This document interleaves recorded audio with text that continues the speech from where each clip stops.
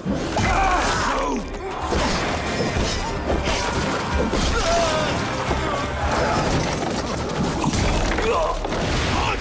everyone, welcome to the Ubisoft Forward post show. My name is Yusuf McGeed, and this is Assassin's Creed Valhalla. We're going to take a deep dive into about 30 minutes of gameplay, and we're joined by a very special guest here. Hey everyone, this is Philippe Bergeron, otherwise known as Fizz. I am the quest director on Assassin's Creed Valhalla. So Fizz, we're setting up here for what looks like an epic encounter. Tell us exactly what's going on here. Yeah, so here we're midway through the quest that we're showing for UbiFWD.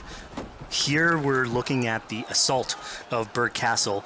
So these are big moments that usually sort of culminate at the end of the story. And so here Eivor, our Viking raider, is taking a group of raiders and Fyrds into Burg Castle to go and take down Rued and his clan. So who exactly is Rued, and why does Eivor sort of want to pick a fight with him? Basically, Rued comes into play about halfway through this story arc, where at the beginning of the arc, this is something that happens before, Rued basically caused a lot of turmoil within the territory, and Oswald, who's the sort of elderman to inherit this territory, needs your help to take him down. Oswald having just been defeated in a previous quest, and so here this is revenge, but also accomplishing your ultimate goal. So Fizz, as you're talking, we're seeing some of the combat of Valhalla. Can you tell us a little bit about the changes to combat this time around? We wanted to basically add a lot of new mechanics to it. So we added like some dual wielding for the player, like a stun system in there. And we really needed to do this to sort of portray that sort of the brutality that comes with being a Viking in this day and age. So it sort of fits into that, the time and the character.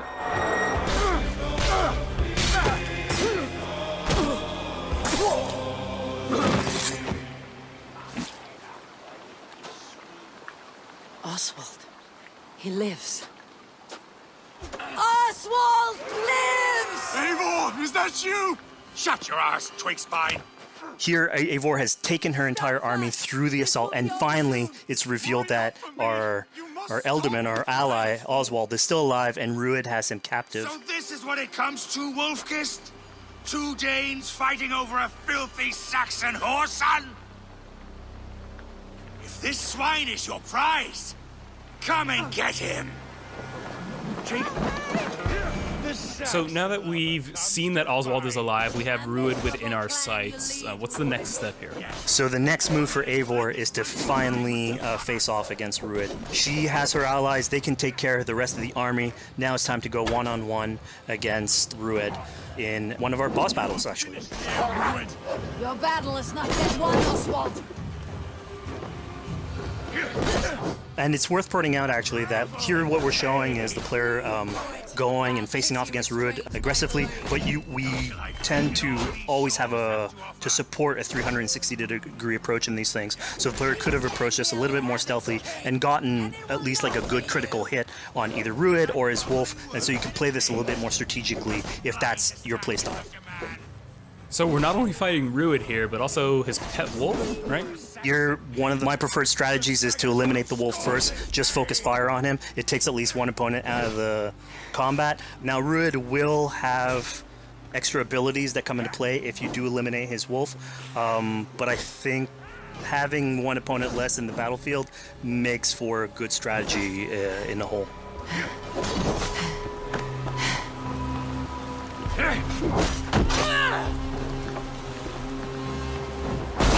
Your efforts. Only the cold dark of Niflheim awaits you. Valhalla is my destiny. That fate will not be met today. Why doesn't they should be roomed, Wolf-kissed? Made thralls, not treated as equals. We are better than this. Than all of them. Do not drag me down to the sewage you wallow in. Why does a Dane fight tooth and nail for a Saxon? You'd throw in with these wastrels? These arrogant swine? Eivor, no! He should be tried before God, a lawful assembly. Alright, so we've defeated Rued, we freed Oswald. What comes next? Oswald, in this case, prefers for Rued to be kept alive, and so you basically have to choose, are you going to go against his wishes or stay true to your nature? So we have this choice to make, but before we get into that, I want to rewind a little bit because we just did this big, grand assault, but Eivor couldn't have done it alone. She clearly had to recruit some folks along the way, get some troops, get some allies. So let's actually rewind and see how we went about first gathering those troops. Right. So when coming up to an assault, it's a game of numbers. Eivor can go into pretty much any location and be a stealthy Viking, eliminating some of the assets, which ultimately would be a strategy. You can do that, and you'll have some of the ingredients or of the assets there that will have been sabotaged, but you still need an army. So here what we're seeing is Eivor going around the countryside and raising what we call a fyrd, which is the men and the women of the territory who come up and fight in the name of a king. So here Eivor is going around and trying to convince people to fight in the name of Oswald to finally take down the oppressor that is Rued. Defending East Anglia, defending you. Will you not do the same? What? Die in defense of a lost cause? Yeah, so she's really using like the image and like the leadership that Oswald had, what he meant to the people in his name. She's going to recruit these people. Pretty words, Dane. But the men of Theovard have their own battles to fight. So we're told by this Reeve that there are troops, there are allies that he could add to our cause, but first we sort of need to do him a favor, is that right? Yeah, so obviously these people have been run down by Rued and the impact he's had on the territory, so I think a lot of these people have sort of lost hope. And so you need to show them that there is hope. And so here Eivor is basically helping them take back one of their prized locations by taking a couple men and raiding a nearby township, basically taking it back for the people and showing that there's a reason to continue fighting and then get them on your side.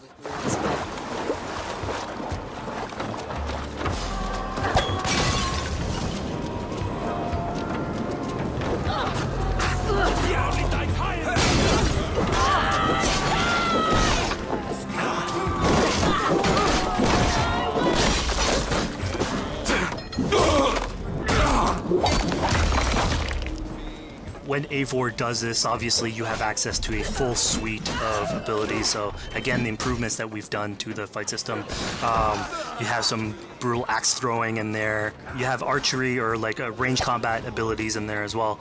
So really, again, like depending on what your playstyle is, you can customize your loadout and go in there how you wish.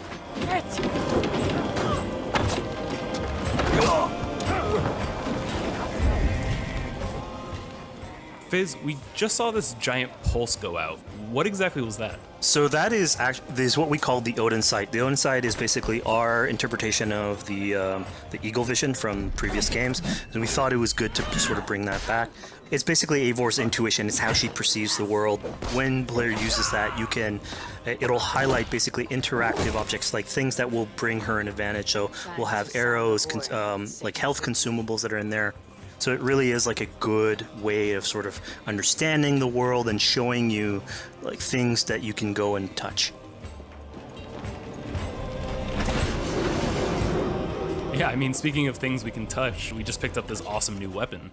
It's something we wanted to play with on Assassin's Creed Valhalla, where we have fewer weapons in the game, but you can invest in them more, so they become your weapon. And so depending on what your preferred playstyle is or your preferred weapon type, then you can go and choose, I'm gonna fight with this weapon and invest heavily into that. Not only are we looting weapons, but we see something here called the Book of Knowledge. Can you tell us a little bit more about that? They unlock skills for the players. So here you can see the Valkyrie dive that has just been unlocked. We have these spread out throughout the world, so again, to promote exploration and discovery. As you travel through the world and you explore locations, you can find these books that will add abilities that you can go and invest in, put into your loadout, then go into the different locations with the different quests in the game and use those depending on what your playstyle is. Now we've recaptured this village, we've secured more troops for our assault. Let's jump back now and figure out what we want to do with Rued. The rightful king of East Anglia has spared your life today, and so it will be.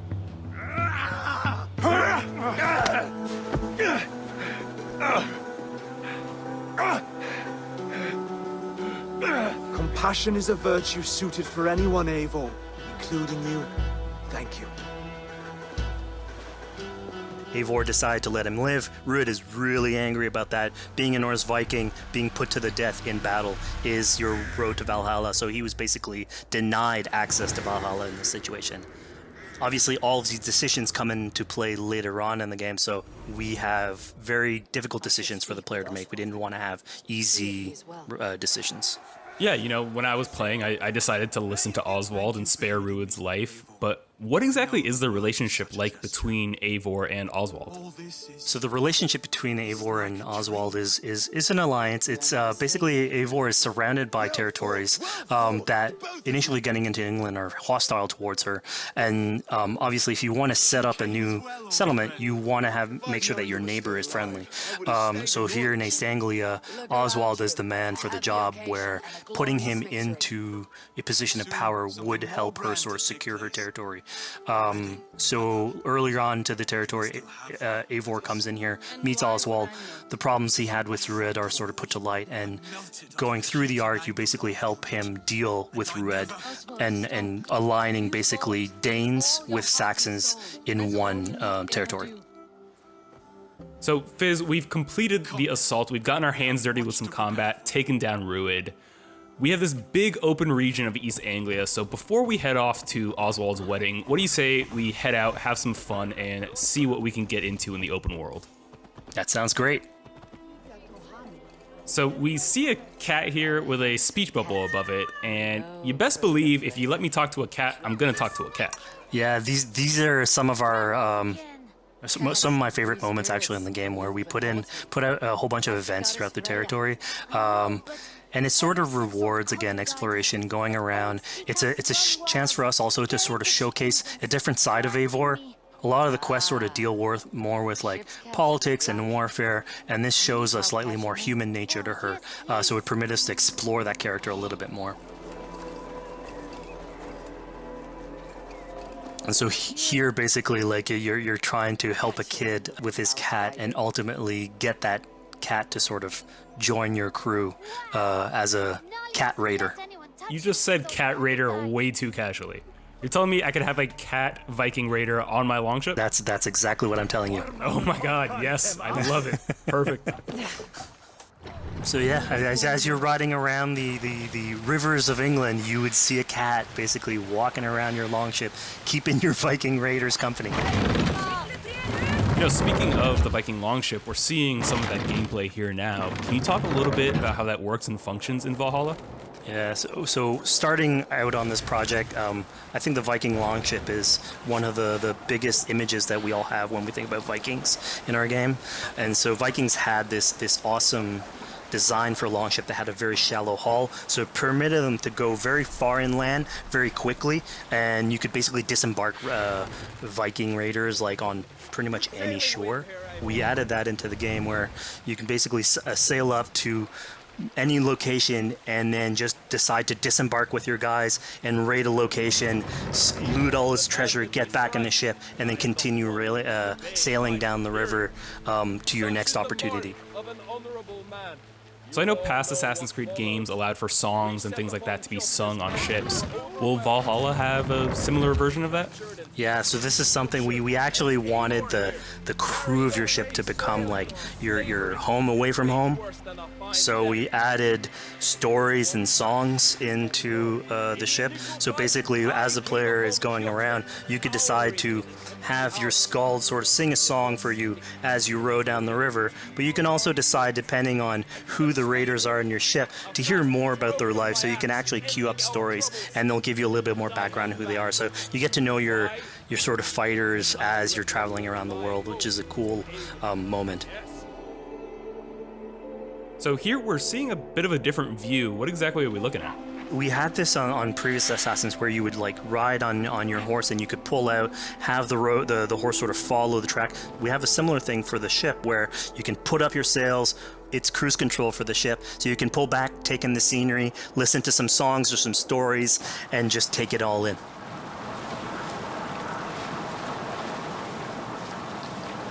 So, you know, speaking of Viking songs, we have an activity here that's not exactly singing, but kind of related, right? Yeah, so here what we have is what we call flighting, which was an activity that Norse people would partake in.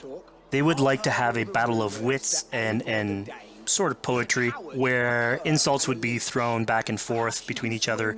The idea was to try and have a good insult, but also to have a good rhythm and a good rhyme in there. So it's basically a precursor to rap battles. Here's the silver. Now begin. To all those whom I speak, they say Eivor's a clod. Then you're speaking to fools and their knowledge is flawed. Well, How exactly do you go about being successful in one of these? they say you're a The coward. trick behind a good flight was to choose the right insult, identifying the right cadence, and then trying to find what rhymed the best. Mistaken, I'm known for my might. Interesting. Interesting. Silent whispers all claim that you're terribly dense.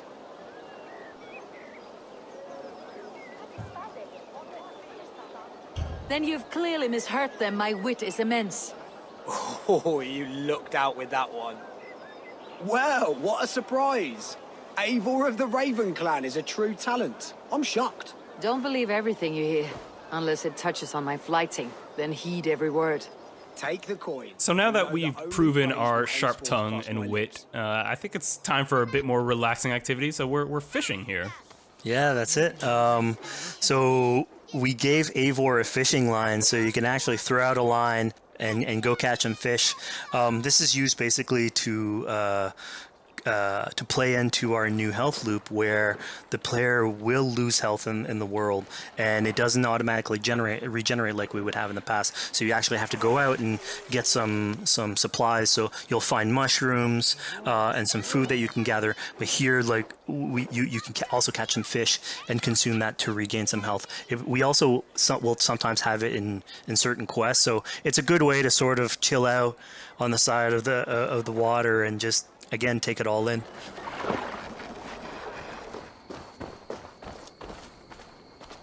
So this is what we call one of our offering altars.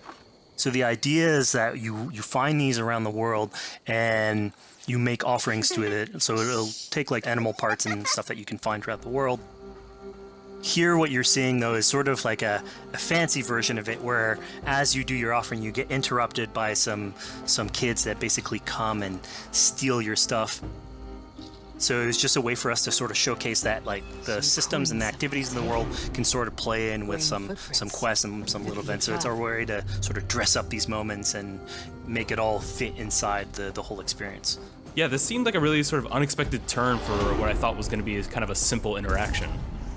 Yeah, and it's really what we were trying to do with these events is to give another dimension to Eivor, other than just, the pure rar Viking or the politician. Because you can imagine at some point that will grow old if you're always telling that version of the character. So it lets us really go into the depth of who is Eivor, what motivates her, how she can interact with the world outside of warfare and politics. But your stealth needs work.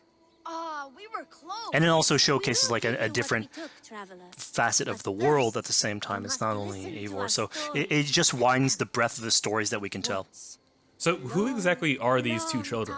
These are kids of East Anglia. They are going through tough times with whatever Rued's been doing to the territory. And so they're just here trying to survive and basically exploit the people that are there to make offerings. It was kind of nice to see that Eivor wasn't really necessarily upset at them for stealing, and after you talk to them, you have the choice of helping them. You can give them food, give them some money, or maybe just say, hey, good luck, on your way. Yeah, and then this is something we also wanted to do a lot. Like, so here we're doing an event, we do it in quests as well, but we want to give a lot of this agency into players' hands so that they can sort of shape Eivor a little bit, who she is, so it represents them a little bit more, and they can roleplay that a little bit better. And again, it just gives her like a little bit more humanity in these moments. This is what large walkers should do. Provide for small walkers.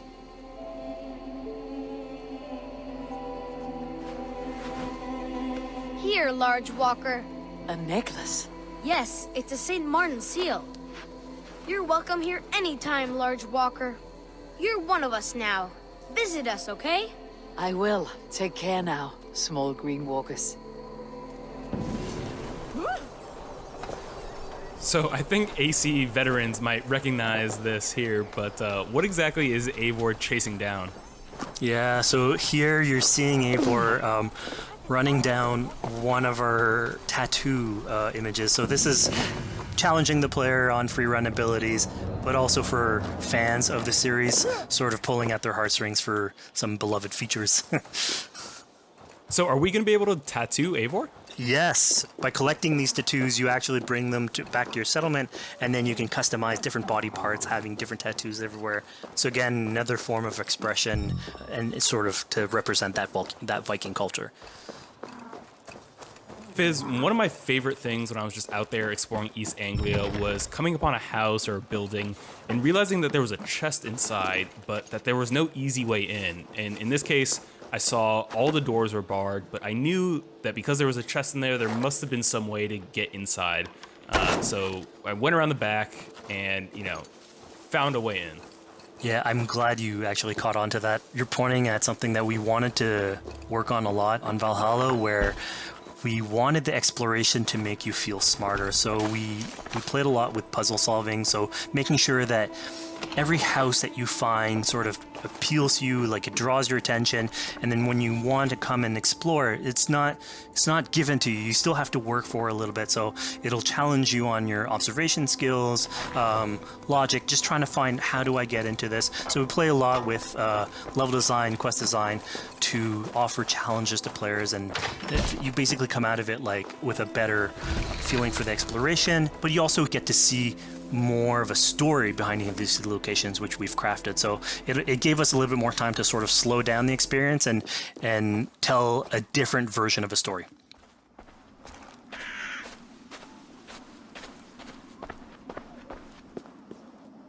A poor victim of someone's fury. Yeah, I mean, speaking about exploration and just finding things out in the world, I was just wandering and came across this clearing and found this kind of morbid altar. Yeah, so this is one of our bigger events that we have scattered in the world. So as Eivor explores, she can find altars like this, and by interacting with them, here it's a trap that's been set by this character named Regan. Now, there's a bigger story behind all this. There's multiple steps to it later on. So this is one of the moments. It permits us to go into a slightly more mystical realm and play with a boss fight that has more magical abilities, if we will. And basically have this awesome boss fight in the middle of the swamps. And so here the abilities that you see Reagan using are a little bit on the mystical side of things. What's happening is Eivor at the beginning in that trap is poisoned, and so she starts sort of hallucinating, seeing the world in a sort of different light and filter. And so that's sort of what lets us go into the realm of the weird. My rage, spirit of my father's rage, fill me!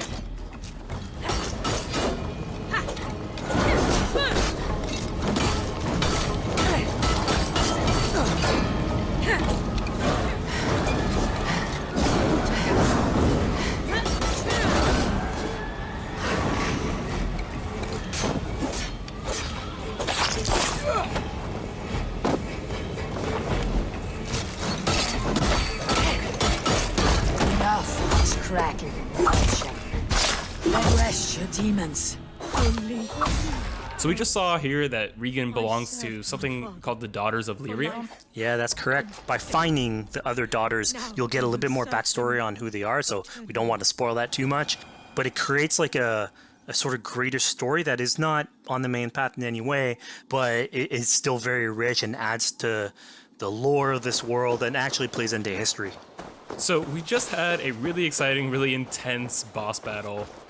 I think it's time for something a little bit more relaxing and calming now. Yeah, it's all about pacing yourself with the highs and the lows. So here we have a low chill moment of what we call building a cairn. So Eivor, as she explores the world, will find these sort of meditative areas where you have a pile of rocks that you could just stack on top of one another using physics. And I mean, yeah, the ultimate goal is to try and get the highest pile of rocks, but really it's about taking in the sights, relaxing, taking a step back, and just building something. Together we stack stones into cairns. These? Yes. Think of this as a test of mind and wit. Stack the cairn stones high and wide into any shape you like. I mean, you can spend as much time as you want building these things, making them as high as you want, as weird as you want. I'm sure like a lot of these stuff will end up on the internet, like people comparing structures. And the cool thing is that once you've built it and you decide to get out of it, it sort of stays there. And so that's yours, right? And until the moment where you come back and you want to build a new one. It's sort of cool that we were able to give that to players to express themselves. At this point in the demo, we've explored East Anglia, we've met some children, we've broken into a house, we fought a boss, we built a cairn. I think now it's finally time to go and head off to Oswald's wedding. Yeah, so this is the moment it's all been building up to. By the moment you get into the territory, it's sort of like mentioned by Oswald that he's trying to get married with his Dane lady. And so as you go through the arc, that's sort of like the underlying thread. Really, it's about Rued creating turmoil in the territory and helping Oswald sort of get above that and show that he's a good leader. And so you finally, after going through all of that arc, finally get these two together, go through their wedding, and you're invited to attend the ceremony. And then all the activities and fun times that comes afterwards. Yeah, as much as we've seen the brutal side of England, it's nice to see, the joyous side of it as well. Yeah, and it's something we really wanted to play on in Valhalla, where being a Viking is not only about being a raider or a warrior. I mean, there's revelry, there's feasting, there's partying that goes, and like if someone knows how to party, it's a Viking. And so here, this is one of our opportunities to sort of show what a sort of Viking gathering is. And what's cool here is it's a good alliance of Norse culture with Saxon culture, sort of smashing those two things together and building bridges. Yeah, I mean, what's a wedding without some drunk archery, right? Yeah, so like, anything can happen in a Viking event, right? Eivor, yeah, here, just get drunk, shoot some arrows. Barely a challenge. Steady all, and ready yourself for the wedding race. The king and his bride against all! My king! He...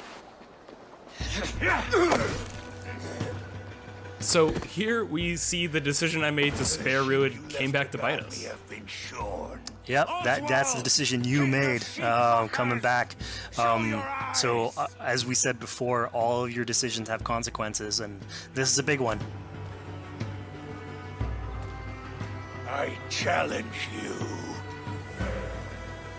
I accept. You're basically presented with the option to sort of step in for Oswald, fight the fight for him, or let him go and fight his own fight. Yeah, personally, I chose to fight myself because I thought Eivor is the type of person who likes to finish what she started. Plank by plank, and a dead king cannot keep his oaths. Let me finish this. Oswald, you gutless Arya swine! I'll slay the wolf-kissed, then hang you with your own tongue. How does this encounter with Rued differ from our previous fight with him? So at this point, you've eliminated his wolf, so it's just him. And so he's angry at this point, and so he will start using his big gun abilities like fairly earlier on in the fight. So it's way more vicious, way faster. There's less strategy. He goes literally swords blazing at you. And so this is a fight to the death.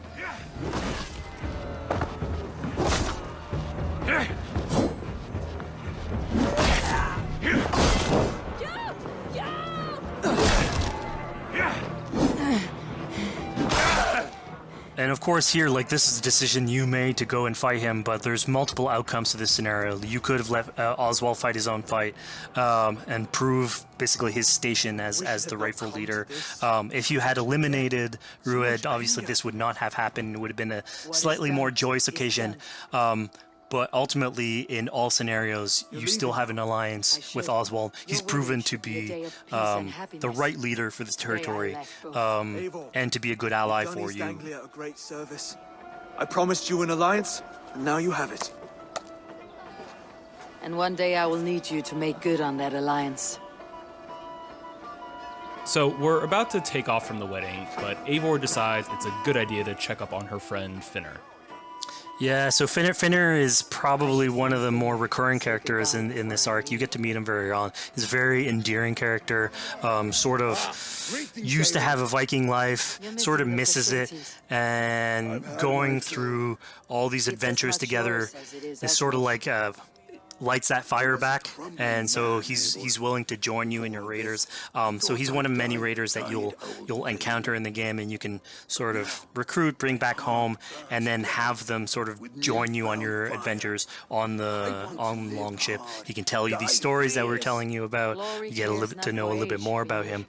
So again, it's a fun way to sort of discover more about these characters that you meet and bring them along for adventures. Together, I'll gather my things. Well, folks, we've come to the end of our Assassin's Creed Valhalla playthrough. Fizz, thank you so much for joining us. When and where can people play it? Assassin's Creed Valhalla will be out on Xbox Series X and PlayStation 5, and is coming to Xbox One, PlayStation 4, PC, and Stadia on November 17th. Assassin's Creed Valhalla, available November 17th.